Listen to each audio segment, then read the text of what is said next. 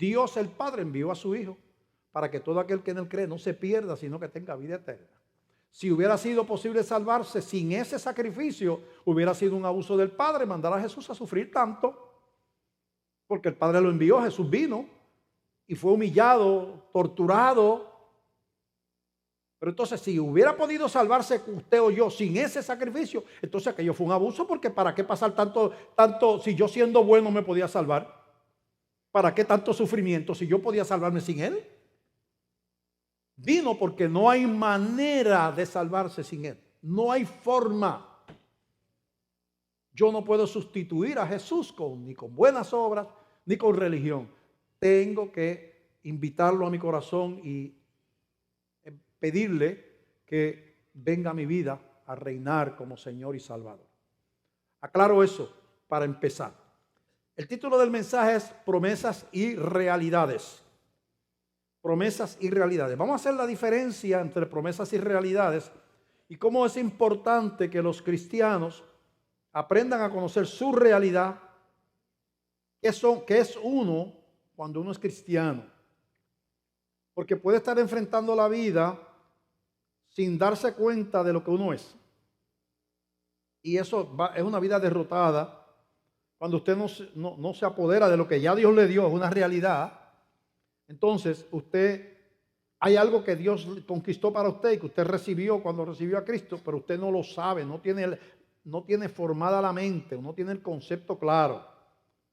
¿Entiende? Es como si usted fuera hijo del rey y está en un país lejano y su papá se muere, usted es el único heredero, usted ahora es rey, pero usted está por allá peleando la guerra por allá, a caballo por allá, a 2 semanas en lo que le llega la noticia, y usted sigue peleando y sigue funcionando como un soldado del ejército, pero ya usted es rey, porque ya allá en la capital lo declararon usted rey, pero usted no lo sabe.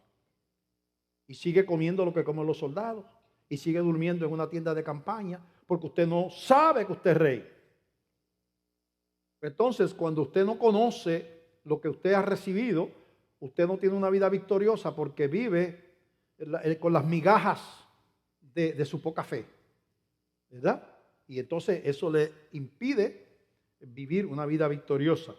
Vamos a leer primero Colosenses capítulo 2, verso del 8 al 11, que va a ser los versos que vamos a usar para introducir el tema.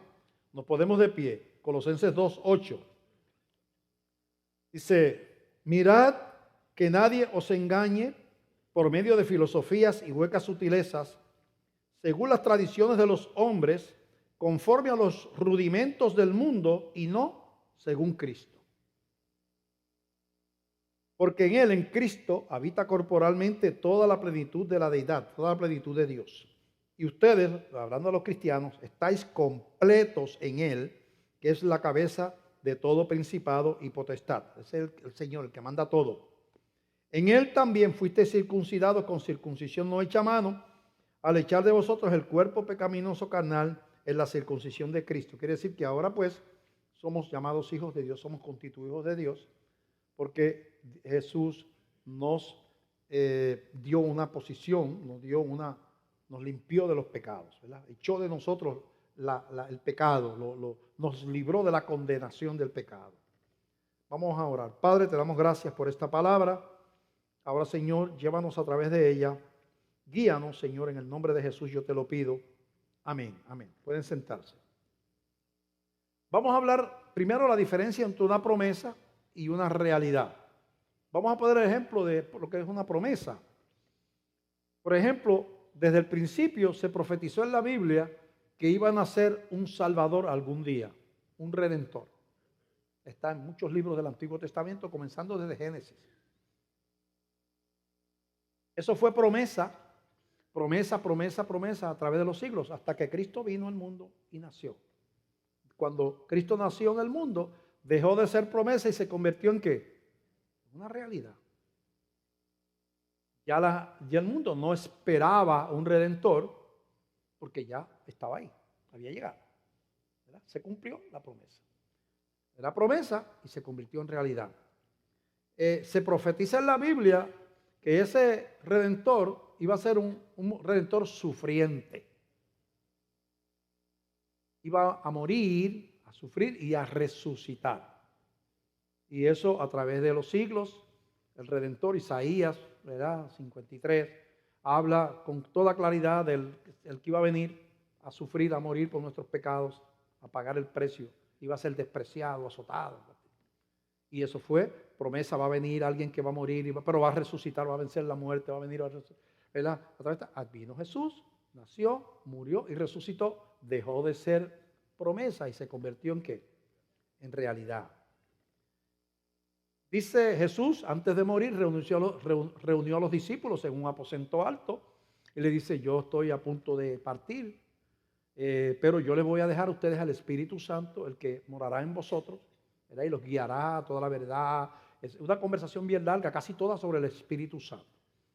Eso es Jesús estando vivo, casi en sus últimos momentos, despidiéndose de los discípulos. Después que Cristo muere y resucita, tiene conversación, se le aparece a los discípulos y le reitera, le repite la promesa. Vayan a Jerusalén y esperen hasta que haya venido sobre vosotros el Espíritu Santo y me seréis testigos en Jerusalén, en Judea, Samaria y hasta lo último de la tierra. Entonces la iglesia se va a Jerusalén después de la muerte y resurrección de Cristo, y 50 días después de cuando mataron a Cristo, de la Pascua, desciende el Espíritu Santo el día de Pentecostés sobre la iglesia. Dejó de ser promesa y se convirtió en ¿qué? Una realidad, y todos los cristianos que de corazón, todas las personas reciben a Cristo como Señor y Salvador, pues reciben al Espíritu Santo. Somos templo del Espíritu Santo, dice la Biblia. Así que lo que era promesa se convierte en realidad. Hay una promesa en la Biblia, en diferentes lugares, de que Cristo regresará algún día, ¿verdad? De hecho, en el mismo pasaje donde Jesucristo le dice que seréis testigos en Jerusalén, en Judea, Samaria, hasta lo último de la tierra, viéndolo ellos, empezó a levantar Jesús, perdiéndose, ¿verdad? Ahí se fue, ¿verdad?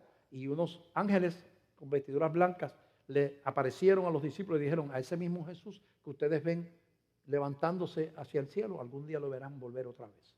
Es una promesa. Esa promesa no se ha cumplido todavía. Hay promesas cumplidas y hay promesas que están bajo promesa. Las promesas que hace Dios siempre se cumplen, ¿verdad? Como se cumplieron todas las que se hicieron, estas que no se han cumplido se cumplirán también.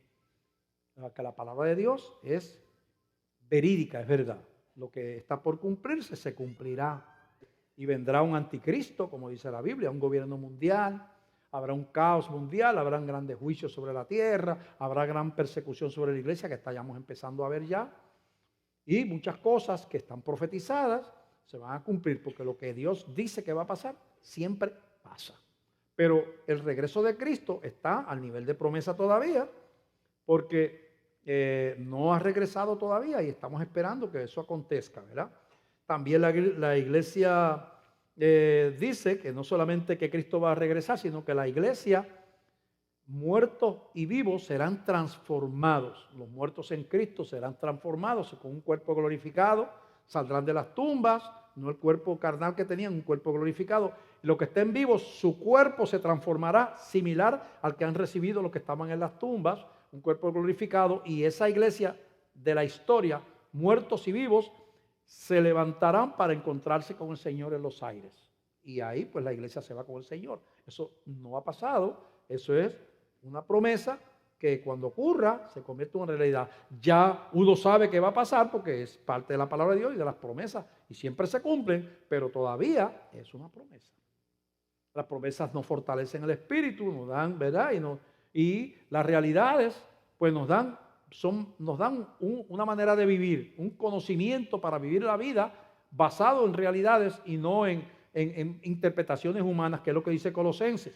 No conforméis a este mundo, filosofía, huecas sutilezas, conforme a los rudimentos del mundo, ¿verdad? No, cuando el mundo te dice la felicidad está en el dinero, por ejemplo, eso no coincide con la Biblia, ¿verdad? Pero eso es una doctrina general en esta parte del mundo, que es un mundo que es capitalista, que el sueño americano tiene que ver con dinero y posesiones y prestigio y poder económico. Ese es el sueño americano, ¿verdad? La gente quiere eso. Eso es lo que se le ha enseñado, ¿verdad? Eso es lo que piensa Wall Street, eso es lo que piensa la nación, eso es lo que piensa el sistema económico de consumerismo en que vivimos. Hay que estar arriba, ¿ves? Y ahí está, la Biblia te dice, esa filosofía es hueca. Por eso se suicida Robin Williams, que es millonario, y por eso se suicida Elvis Presley, que es millonario, y Michael Jackson se suicida, y así por el estilo, y Marilyn Monroe se suicida, porque no fueron felices siendo millonarios y siendo famosos tampoco. No, eran infelices, tristes, derrotados. Es una mentira repetida. Entonces lo que te dice la Biblia es, no te dejes llevar por las mentiras del mundo. Busca la verdad en la palabra. Tu fortaleza está en lo espiritual, en lo que trasciende, no en las mentiras del mundo. Otros son hedonistas que dicen que es el placer del cuerpo lo que da la felicidad, y a eso se van los anuncios de licor, eso se va la vida que se vive de la juerga, del pop, del gelengue, de estar en la bebida, en la cerveza, el sexo loco, y mucha gente, y la marihuana, y mucha gente, ese es su mundo, y ahí es que está. Terminan destrozados, a veces enfermos, llegan a viejos y no tienen como yo un peluche al lado todo el tiempo. Yo tengo un peluchito hace 54 años. ¿Sabes que los nenes duermen con peluche? Yo también. No conocen la paz. No conocen la paz de levantarse con Dios y acostarse con Dios. Tienen que estar high para estar felices. Tienen que estar fuera de este mundo, en un viaje. Lo que le está diciendo la Biblia en Colosenses es, el mundo te va a dar una información que parece, y otros parecen divertirse y parecen ser muy felices, y los artistas parece que tienen el mundo agarrado por el rabo, pero no creas, no, mira más allá. La triste vida de esa gente, fracaso. Y después cuando llegan a viejos no encuentran qué hacer, porque como se enamoraron de ellos mismos y de su belleza y de su fama, después no encuentran qué hacer. Tratando de estirar la juventud a la brava y cogiéndose negas por todos lados para que se le vea la cara lisa.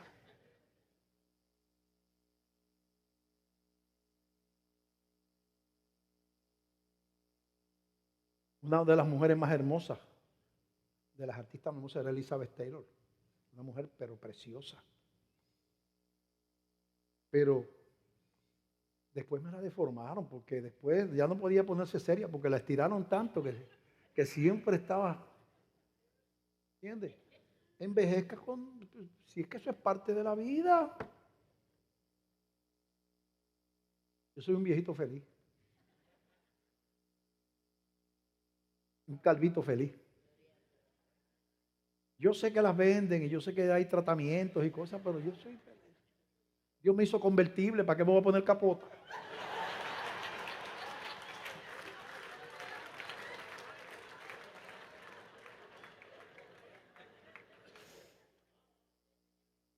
¿Cuántos convertibles vemos aquí? Vamos a ver.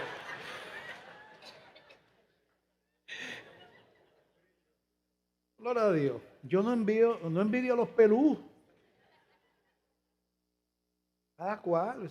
Pero es que la felicidad tiene que estar en la paz interior y no la puede buscar afuera, ni es siendo como otro, ni es teniendo lo que tiene otro, ni es teniendo algo para que los demás lo envidien, ni es teniendo lo que nadie tiene para que entonces restregárselo en la cara, y no es que tengo que tener el mejor carro del barrio porque eso es, o sea, ahí está la infelicidad, no la felicidad. Entonces lo que queremos hoy es darte realidades que te ayuden a vivir la vida cristiana victoriosamente. Todo lo que se ha cumplido es realidad, todo lo que Cristo conquistó en la cruz es una realidad. Y de eso vamos a hablar. Y vamos a utilizar para empezar Efesios 1, del 13 en adelante, el libro de los Efesios, capítulo 1. del 3 en adelante, y vamos a ir desmenuzando este pasaje para que entendamos lo que son realidades que tú tienes que internalizar para que puedas, que el mundo no seas marioneta de un mundo que está bien confundido, que aparenta felicidad en medio de la tristeza, y que muchos de los que gritan y saltan y parecen ser el alma de la fiesta, después mojan la almohada con lágrimas cuando están solos en la casa. Porque no siempre lo que parece es. Y no siempre que tú ves una casa de $1 millón, piense que hay felicidad dentro de esa casa. Hay casas de $1 millón que son infiernos donde no vale la pena vivir. Y hay casitas de $500 donde hay paz y felicidad. Hay que entender eso. Es el fundamento de Dios y del amor lo que da estabilidad a las cosas. Cuando mi esposo y yo nos casamos, yo era estudiante de una beca del gobierno federal de hacer los estudios graduados en la escuela de medicina, que yo hice mis estudios graduados. Y lo único que teníamos era esa beca. No era beca Pell, porque no era automática, era una beca que antes las becas no eran automáticas, había que ganársela. Y teníamos que vivir de la beca. Y lo único que conseguimos fue un apartamentito en la calle Las Flores, allá en Santurce, que era en el patio de una casa. Y primero tuvimos en unos altitos que había, chiquititos, que nació René, nuestro hijo, tuvimos que meterlo en el closet, porque no cabía la cuna en más ningún otro lugar, porque era literalmente sala, comedor, todo, cuarto. Compramos una nevera en 30 pesos usada, que cabía un pollo, y que hacía unas pelotas de hielo así de grandes. Después nos mudamos a otro lugar que había un aeropuerto de cucarachas que por la noche volaban por todo el apartamento. Usábamos mosquiteros no para los mosquitos, sino para las cucarachas. Y se pegaban así en el mosquitero. Bien modestito, pero nosotros nos amábamos. Nunca hemos lamentado el tiempo de la calle de Las Flores. Siempre lo recordamos con cariño, porque allí fuimos felices. Nos amábamos y nos amamos todavía. Eso es así. Así que yo he ministrado a personas que ganan dinero por zafacones, por cestos, y lo que tienen es un infierno en la casa. Nunca juzgues las cosas por las apariencias. Las cosas tienen que tener un sentido de valor. ¿Dónde está el valor de la vida realmente? ¿Vale la pena vivir sin Dios? ¿De qué le vale al hombre ganar al mundo si perdiere su alma? Dijo Jesús. ¿De qué le vale? Tú ser dueño de Microsoft, de Sears, de JCPenney, al mismo tiempo de Burlington, ser dueño de Carnival, todo eso a la misma vez. Y te mueres a los 60, 70, 80 y te vas para el infierno por la eternidad, no por 60 años, sino por los próximos 100,000 millones de años te vas a estar quemando en el infierno. ¿Valió la pena ser millonario por 40 años? What? Hay que ver hay que ser más profundo. Hay que ser más profundo que el simplismo del mundo. Los que no tienen mente espiritual no entienden el simplismo, lo iluso, lo simple que es tratar de ser feliz con lo que el mundo dice que tú eres feliz. Tú lo analizas con profundidad y dices, eso es mentira. No pasa la prueba. No pasa la prueba. Y vamos a ver lo que dice Efesios 1 del 13 en adelante sobre los cristianos. hablándole a la iglesia de Éfeso, pero a nosotros también.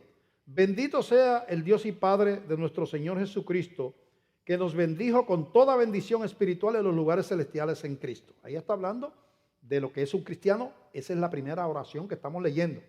Bendito el Padre que nos bendijo con toda bendición espiritual en los lugares celestiales. Mira el versículo 4. Según nos escogió en Él antes de la fundación del mundo, para que fuésemos santos y sin mancha delante de Él. Lo que te dice el versículo 4 de la palabra es que fuimos escogidos antes de la fundación del mundo. Tú eres cristiano, tú no eres una improvisación. Y no solamente eso, Dios te escogió a ti, tú no lo escogiste a Él te escogió a ti. Jesús dijo, nadie puede venir a mí si mi Padre no le trajese. Así que Dios, como Dios no se equivoca, tú tienes que ir formando conceptos. Espérate. Dios es perfecto, sí. Dios no se equivoca. No, si se equivocara no sería Dios. Y dice la Biblia que Él me escogió a mí como cristiano antes de la fundación. Entonces Dios no se equivocó conmigo. No, no se equivocó. Pero yo soy medio, ¿verdad? Fallo y tengo... Sí, pero Él no se equivocó. Tú te equivocas, pero Él no. Él te escogió. Eres su hijo. Tú le amaste, le entregaste tu vida. Fuiste sincero. Sí, le di mi corazón. Pero soy imperfecto. Él lo sabía. Él no te salvó porque tú fueras perfecto, sino porque te amó y te escogió. Estás separado, santo y sin mancha. Él te ve por Cristo, tú eres libre del pecado. Tú tienes una posición, escogido de Dios. Entonces tú tienes que, cuando tú quieres ser un cristiano victorioso, tú vas archivando, yo soy un escogido de Dios. Yo no soy una improvisación, yo soy alguien planificado desde antes de la fundación del mundo. Dice ahí, en amor, versículo 5, habiendo sido predestinados para ser adoptados hijos suyos por medio de Jesucristo, según el puro afecto de su voluntad. En amor, fuimos escogidos en amor, habiendo sido predestinados, que es muy parecido a la elección, pero no necesariamente es lo mismo. La elección es que fuiste elegido para salvación, predestinación, fuiste predestinado para salvación, pero yo añado a la predestinación que incluye separado, escogido para Dios para un propósito. Va un poquito más allá de la elección. Como dice ahí mismo en Efesios 2:10, porque somos hechura suya, creados en Cristo Jesús para buenas obras, las cuales Dios preparó de antemano para que anduviésemos en ellas. Así que la predestinación es que somos hechura suya, ya Él nos escogió, pero es para usarnos para su gloria, para cumplir en nosotros un propósito eterno. La predestinación tiene que ver no solamente con la elección, sino con un propósito que Dios tiene para mi vida. Así que lo segundo que dice el versículo 5, para ser adoptados hijos suyos por medio de Jesucristo, según el puro afecto de su voluntad. Adoptados como hijos. Yo no soy, Dios me dice, te salvo para que seas un prosélito, un seguidor de Cristo. Bueno, sí somos seguidores de Él, pero aquí no dice eso. Aquí dice que somos adoptados en la familia de Dios. Tú eres coheredero con Cristo, dice la Biblia, hermano de Jesús, hijo del Padre. Él es el hermano mayor de todos nosotros. Coherederos con Cristo, adoptados en la familia de Dios. Tú tienes un nombre nuevo y ese nombre es el nombre del reino. Tú tienes una ciudadanía nueva y esa ciudadanía es la ciudadanía celestial. Tú no eres menos cristiano ahora que te convertiste que lo que vas a hacer cuando estés allá con el Señor. Eres igual de cristiano, allá estás con Él. Allá no tienes este cuerpo de muerte pecaminoso. Pero ya tú eres miembro de la familia de Dios. Has sido adoptado como hijo. Y los padres terrenales, cuando tienen hijos, tenemos hijos, ¿verdad? Muchas veces que no todos se portan igual, pero aún siendo nosotros mucho más limitados que Dios en nuestra capacidad de amar, amamos a los hijos. El padre normal ama a sus hijos. Y ama a los que se portan bien y ama a los que se portan no tan bien, porque son hijos. Entonces tú entender que no solamente tú fuiste predestinado y escogido, sino que tú fuiste adoptado en la familia de Dios como hijo, esa filiación espiritual Tú tienes que entenderla. Porque cuando cristiano se pasa, no, pues Dios no me quiere. Yo no sé por qué, porque pues después que yo llevo tanto tiempo en la iglesia, mira lo que pasó y mira lo que perdió, y mi marido se fue, y mira la dolencia que tengo, y me duele por acá, y tengo diabetes, y perdí el trabajo, ¿verdad? Entonces es como si fuéramos manipuladores, a ver si Dios dice, no, espera, verdad, no hables mal de mí, no, te voy a dar 1,000 pesos diarios y te voy a poner una casa de 25 cuartos para que dejes de hablar mal de mí. Tú no puedes ver a Dios a menos que te dé cosas terrenales. Tú tienes un problema. Has escogido sufrir. Si tú piensas que tener a Dios implica que a ti no te van a pasar cosas, la Biblia te advierte que en este mundo hay tribulación. Aunque seas cristiano, los cristianos se enferman, los cristianos se les mueren los seres queridos, los cristianos pierden el trabajo, los cristianos a la gente los traiciona, a los cristianos le pasan cosas porque este es un mundo que está bajo pecado y nosotros vivimos aquí. La victoria está en la relación con Dios. Si la victoria va a estar en lo que te sucede y no te sucede, tu cristianismo va a ser así, un electrocardiograma. ¡Ay, esta cosa está buena! ¡Gloria a Dios! ¡Ay, es que se me quemó el carro! ¡Ay, Dios, hermano, no lo quiero! Mañana me aumentan el sueldo. ¡Gloria a Dios! Y después... Eso es una vida de cristiano fracasada. Sensorial. Que no depende de la posición. Depende de los últimos acontecimientos que me pasaron. Y así nunca vas a tener una vida victoriosa. Tú tienes que ver a Dios en su trono en todo tiempo. Tienes que verle propósito a las cosas que te agradan y a las que no te agradan. En las que nos agradan nos gozamos y damos gracias a Dios. Y en las que nos agradan aprendemos y le damos gracias a Dios también. Lloramos, sí. ¿Quién va a estar alegre porque se le murió la mamá? Muchos de ustedes están celebrando con sus padres. Yo no puedo celebrar con el mío, que fue tremendo padre. Yo no puedo estar. Él ya se fue. Pero Dios sigue siendo bueno. ¿O es que mi papá tenía que quedarse como piedra a vivir aquí a gestor?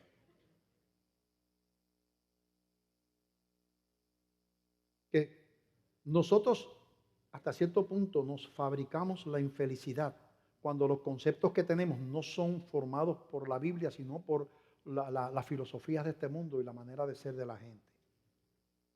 Dice, versículo 6, dice, para alabanza de la gloria de su gracia, con la cual nos hizo aceptables en el amado. Dios nos dice en su palabra que somos aceptos en Él. Somos aceptados en el amado. Dios se agrada porque Cristo está en nosotros. El Padre no nos rechaza, no nos echa siendo imperfectos porque estamos en el amado. Y Él ve a Jesús cubriéndonos. ¿Le desagradan nuestros pecados? Seguro que sí. La meta del cristiano es vivir correctamente. Seguro que sí. Debemos de amar la verdad y la justicia y amar la palabra de Dios. Pero nuestra imperfección no es lo que nos juzga, es que somos aceptables en el amado. La salvación es por gracia, por medio de la fe. Eso es lo que dice la Biblia. Somos aceptos en el amado, ¿verdad? Dice el versículo 7, en quien tenemos redención por su sangre, el perdón de pecados según la riqueza de su gloria. Todas esas cosas son realidades, no son promesas. Está hablando de lo que somos. Tenemos que redención por su sangre, el perdón de pecados según las riquezas de su gracia.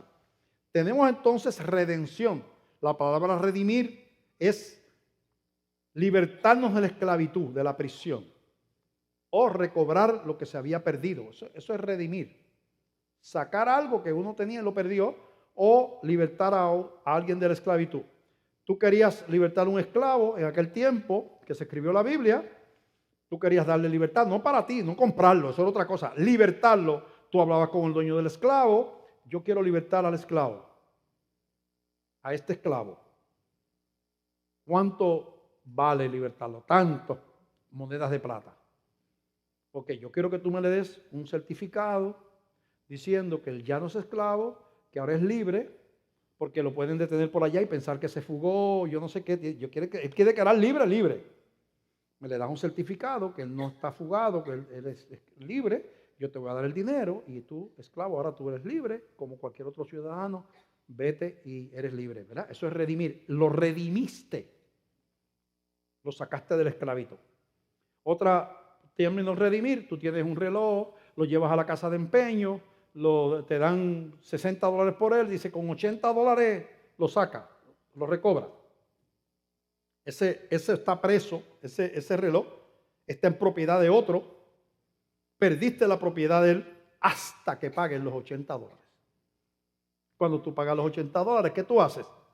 Redimes el reloj, lo sacas, ¿verdad? Jesucristo vino con su sangre, dice ahí, y pagó el rescate de nuestra esclavitud. Con su sangre. En el templo del Israel, del desierto, aquí había una cortina a mitad y había una mesa aquí que se llamaba el propiciatorio. Aquí no se podía entrar, a este lugar santísimo no se podía entrar nada más que una vez al año con la sangre de un cordero.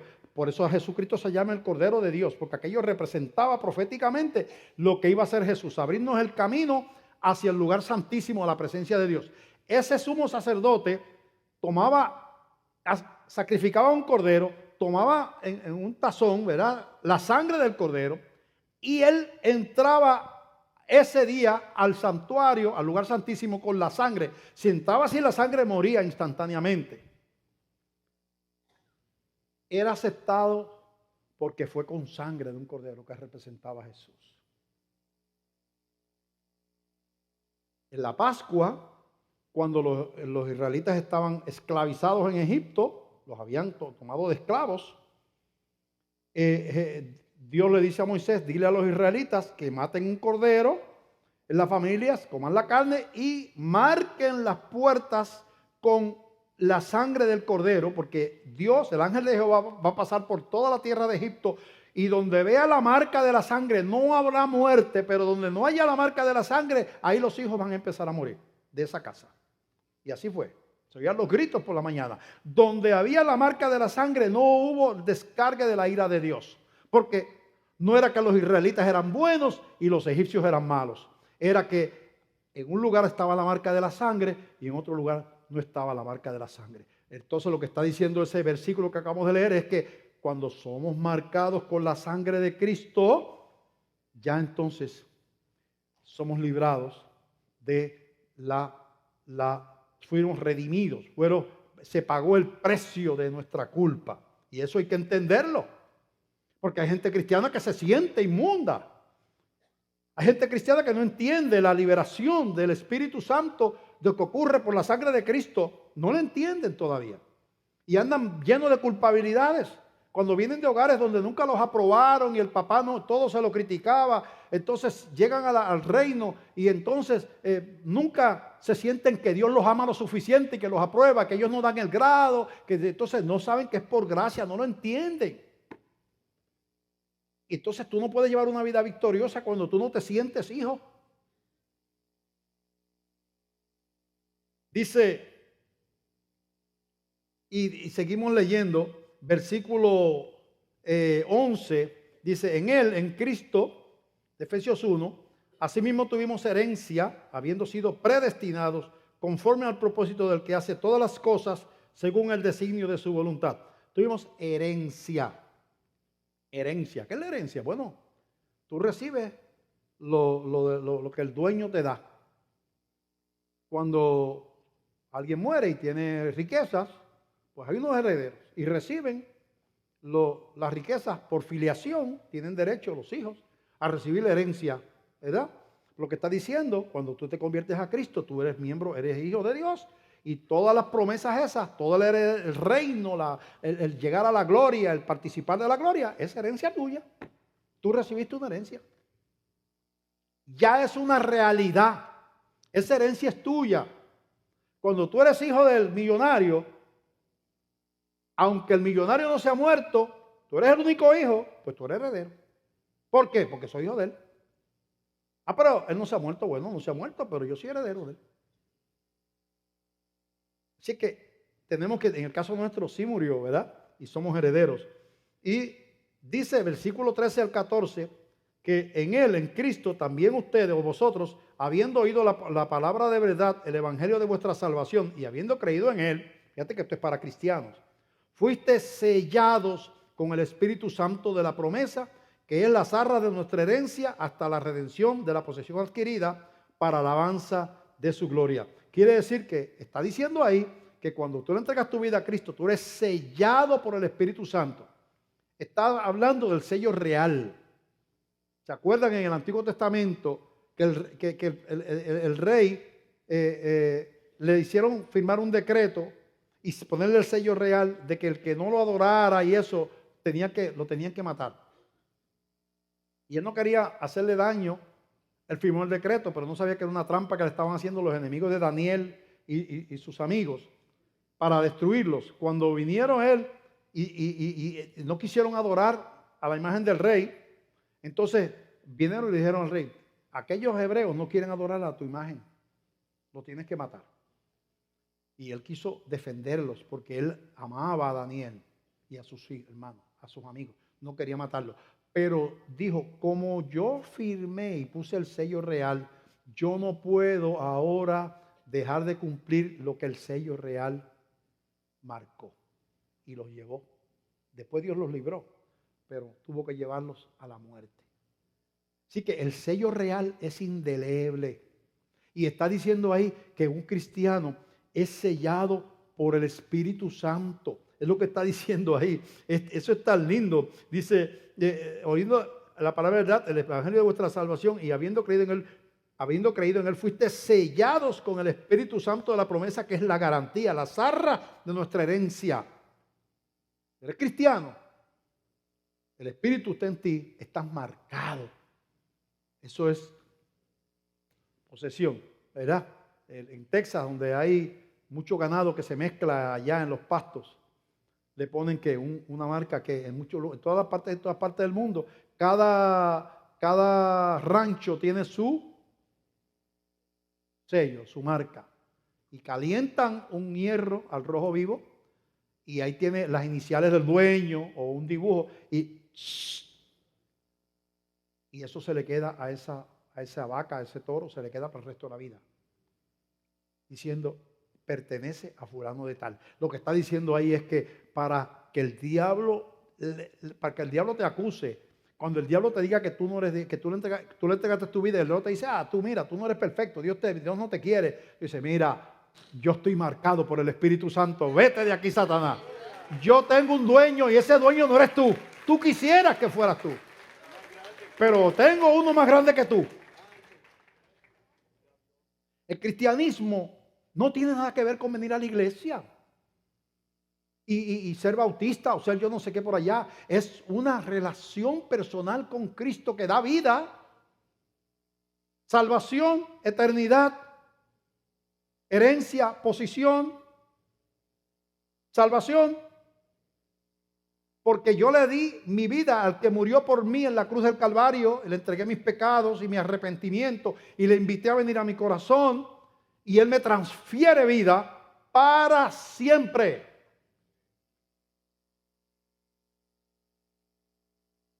La Biblia, cuando habla de la salvación, siempre le llama vida eterna. ¿Tú no has visto eso?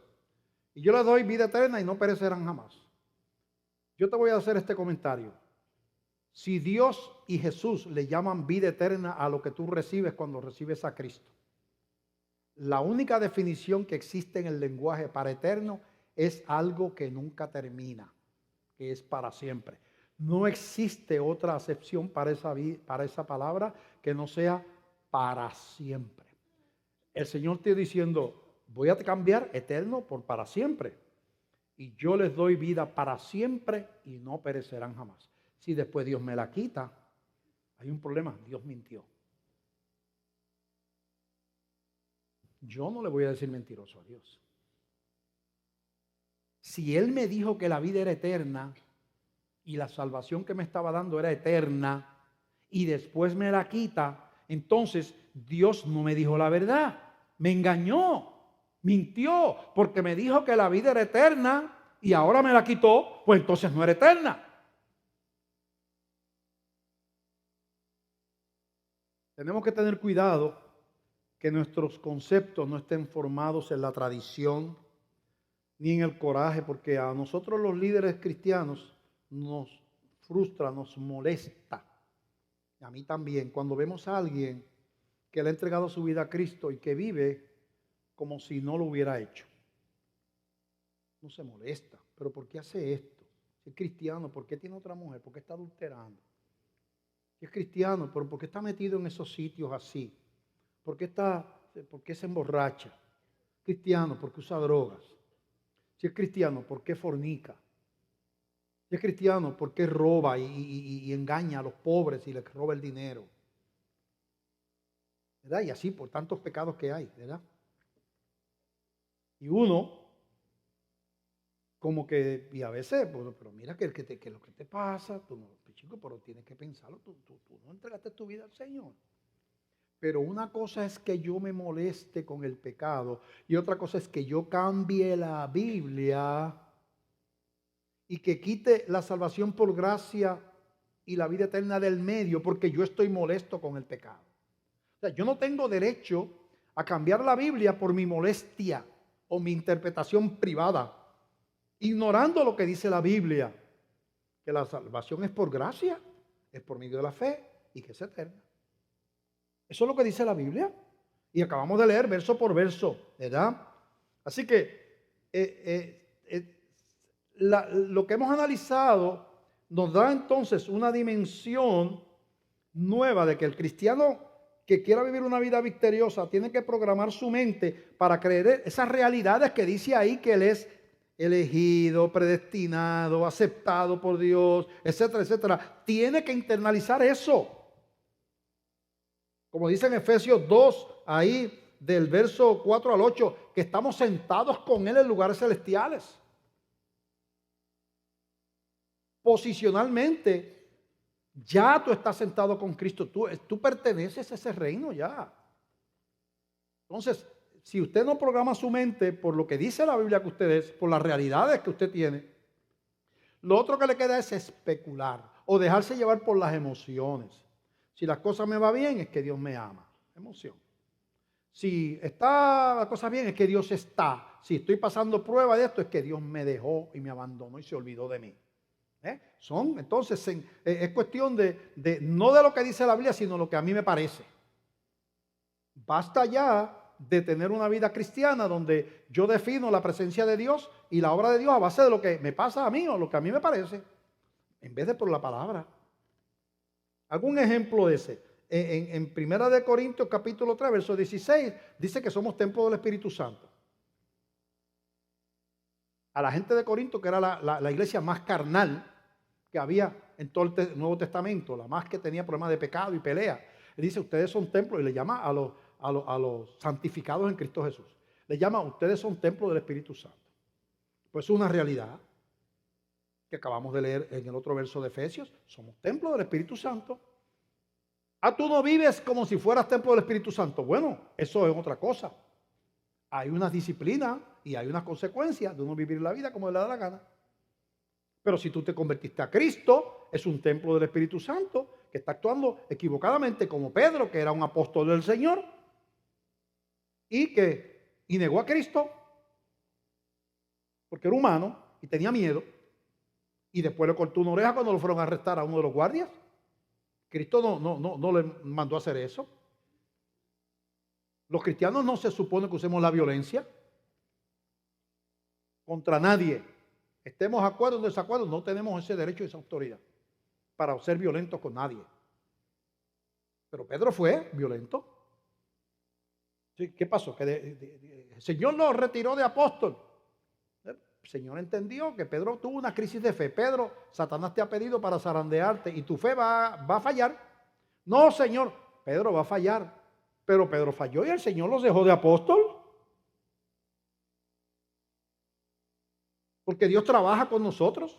El Pedro después era un Pedro mucho más espiritual que el Pedro que estaba allí en ese momento, en esas reacciones carnales. Toda la vida Pedro tuvo que lidiar con una naturaleza impulsiva. Y allá en Gálatas, Pablo tiene un confrontamiento con Pedro, porque Pedro quería volver al legalismo de los judíos. Y Pablo dice, tuve que resistir a Pedro cara a cara, porque quería volverse judío y dejar de ser cristiano. Mira, entre dos apóstoles. Porque somos humanos. Pero el Señor nos selló, el Señor nos dio al Espíritu Santo, el Señor nos redimió, el Señor pagó el precio de nuestra culpa, escribió nuestro nombre en el libro de la vida. Ese libro, nadie me puede borrar de ese libro. Y si soy cabezón y de esto, Él disciplina a los que ama. También eso está en la Biblia.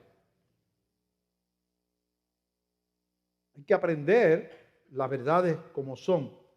En la Biblia, en Romanos 6, del 6 en adelante, habla, y con esto vamos a terminar, habla de otra cosa, que es el viejo hombre. Dice en Romanos 6, del 6 al 14, dice, sabiendo esto, Romanos 6, 6, que nuestro viejo hombre fue crucificado juntamente con él, para que el cuerpo del pecado sea destruido, a fin de que no sirvamos más al pecado, porque el que ha muerto ha sido justificado del pecado. Y si morimos con Cristo, creemos que también viviremos con Él, sabiendo que Cristo, habiendo resucitado de los muertos, ya no muere. La muerte no se enseñorea más de Él, porque en cuanto murió al pecado, murió una vez por todas, mas en cuanto vive, para Dios vive. Así también vosotros, consideraos muertos al pecado, pero vivos para Dios en Cristo Jesús, Señor nuestro. No reine pues el pecado en vuestro cuerpo mortal, de modo que lo obedezcáis en sus concupiscencias, ni tampoco presentéis vuestros miembros al pecado como instrumentos de iniquidad, sino presentaos vosotros mismos a Dios como vivos de entre los muertos, y vuestros miembros a Dios como instrumentos de justicia, porque el pecado no se enseñoreará de vosotros, pues no estáis bajo la ley, sino bajo la gracia. Ahí menciona tres cosas: el viejo hombre, el pecado y el cuerpo de pecado. El pecado es todo aquello que viola los mandamientos del Señor. Pecado. El viejo hombre es esa naturaleza que heredamos, el pecado utiliza esa naturaleza para que el cuerpo de pecado haga lo que no debe de hacer. Que el cuerpo de pecado es esta carne, este cuerpo, ¿verdad? Incluye también la carne, incluye también nuestra mente. Entonces, ese viejo hombre es el que me seduce, el que se llama la concupiscencia, que es una inclinación hacia lo malo, que nosotros nacemos con eso por causa de la herencia que tenemos. Uno se convierte, uno desearía que no hubiera más tentaciones si uno ama a Dios, pero descubre que las tentaciones siguen ahí, que siguen llegando, y que uno puede fallar, ofender, hacer algo que no debe, pensar cosas malas, hacer cosas, ¿verdad? Seguimos siendo humanos.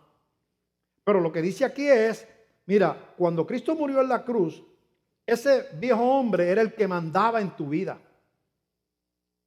Tú vivías bajo los apetitos de la carne, haciendo las cosas de la carne, porque el viejo hombre estaba al control. Pero ahora, cuando tú te entregaste a Cristo y Cristo fue crucificado, ese viejo hombre tú lo llevaste al Calvario.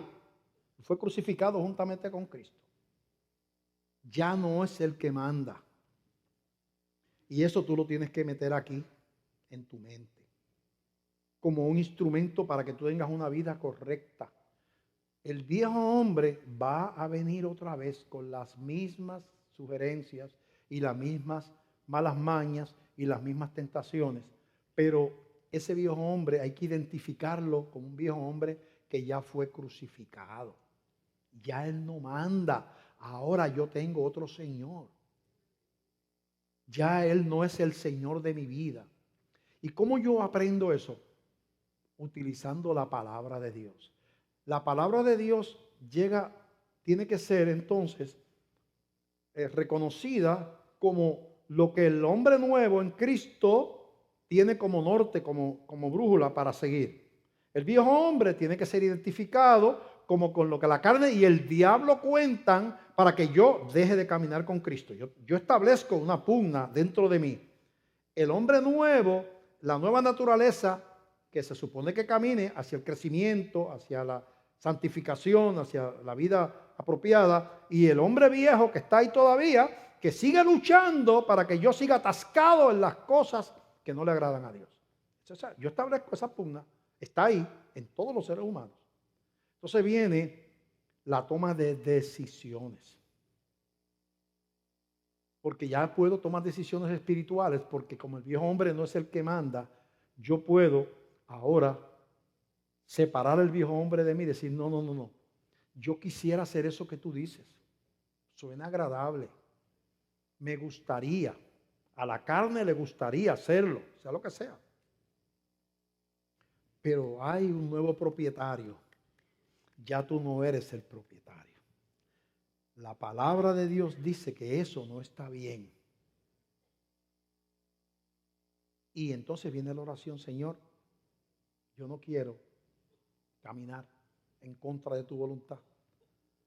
Yo me rehúso a hacer lo que mi cuerpo y mi mente reclaman, porque yo te quiero agradar.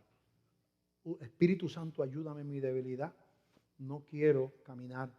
La palabra va a ser lo que yo voy a hacer. Un ejemplo. Vamos a suponer que yo tengo un problema con Albert aquí y Albert me ofendió y yo tengo un rencor con Albert, tengo un resentimiento terrible.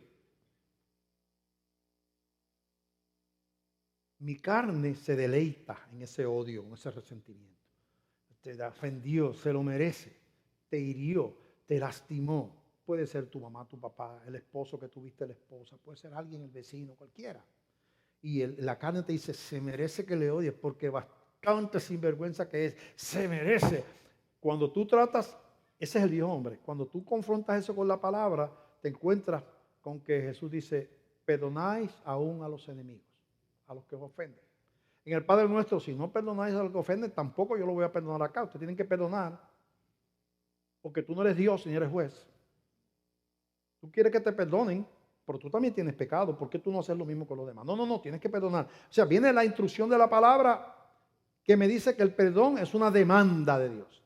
Viene mi carne que me dice y se alimenta del resentimiento. Siento placer en castigarlo con la mente. Oh, se muere el sinvergüenza. Ojalá y lo boten del trabajo. Pero eso son pensamientos antagónicos a lo que Dios está diciendo.